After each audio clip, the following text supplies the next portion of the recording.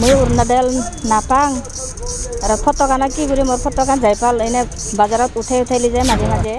এই যিখন অৰুণোদয় আঁচনি আছে আমাৰ, এই অৰুণোদয় আঁচনিখনৰ এই যিখন এখন মানে অৰুণোদয় কিতাপ, ইয়াৰে যিখন কভাৰ ফটো, এই কভাৰ ফটোটো এইটো আমাৰ পৰিবাৰ হয়। ৰাজ্যবাসীলৈ লৈ আহিছোঁ আজি এটা খুবেই ডাঙৰ খবৰ আৰু আচৰিত খবৰ। অৰুণোদয় আঁচনিৰ বিজ্ঞাপনত জিলিকি আছে ফটো, কিন্তু আজিলৈকে নাপালে অৰুণোদয় আঁচনিৰ ধনহে। এহাল দম্পতীৰ ক্ষোভ এবাৰ অসম চৰকাৰৰ বিৰুদ্ধে। এই মহিলাগৰাকীৰ নাম জুনু বড়ো আৰু স্বামী অভয় বড়ো। তীব্ৰ ক্ষোভ উজাৰিলে অসম চৰকাৰৰ বিৰুদ্ধে জুনু বড়ো আৰু তেওঁৰ স্বামী অভয় বড়োৰ। কাৰণ জুনু বড়োৰ লগত সংঘটিত হৈছে এক আজব ঘটনা। অসম চৰকাৰে প্ৰস্তুত কৰিছে মহিলাসকলৰ বাবে এক অভিলাষী আঁচনি, অৰ্থাৎ অৰুণোদয় আঁচনি। এই আঁচনিখনত প্ৰকাশিত বিজ্ঞাপনটোত ফটো আছে জুনু বড়োৰ। বকৰ বাহজানী গাঁৱৰ জুনু বড়োই কৈছে 3বাৰকৈ আবেদন কৰিছিল যদিও নাপালে অৰুণোদয় আঁচনিৰ ধন। অসম চৰকাৰৰ অভিলাষী আঁচনি অৰুণোদয় আঁচনিৰ বিজ্ঞাপনৰ কভাৰ ফটোটোত তেওঁৰ ফটো দেখি ক্ষোভিত হৈ পৰিছে জুনু বড়ো। অৰুণোদয় আঁচনিৰ ধন লাভ নকৰে, কিন্তু কেনেকৈ বিজ্ঞাপনত প্ৰকাশ পালে তেওঁৰ ফটো, তাক লৈ এতিয়া হতবাক হৈ পৰিছে জুনু বড়ো আৰু তেওঁৰ স্বামী অভয় বড়োই।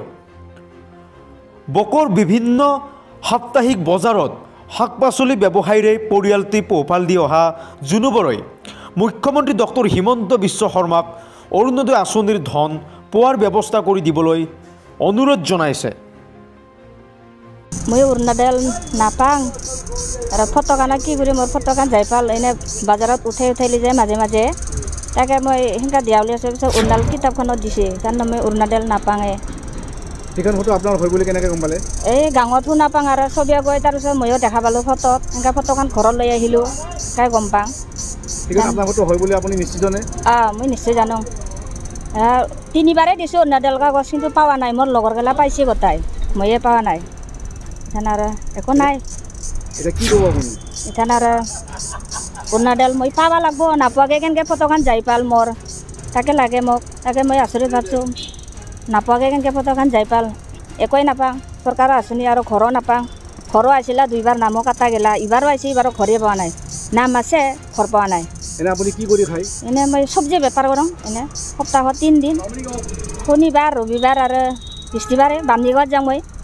এতিয়া এই যিখন অৰুণোদয় আঁচনি আছে আমাৰ, এই অৰুণোদয় আঁচনিখনৰ এই যিখন এখন মানে অৰুণোদয় কিতাপ, ইয়াৰে যিখন কভাৰ ফটো, এই কভাৰ ফটোটো এইটো আমাৰ পৰিবাৰ হয়। গতিকে মই আচৰিত খাইছোঁ আৰু এইখন কভাৰ ফটোখন দেখা পাই পেলাই অৰুণোদয় কিতাপখনত। কিন্তু আমাৰতো অৰুণোদয় নাপায়েই। অৰুণোদয় এনেই 3বাৰমান হ'ল নেকি, 4বাৰ মানেই হৈছে এনেকৈ এপ্লিকেশ্যন দিয়া, কিন্তু হোৱা নাই।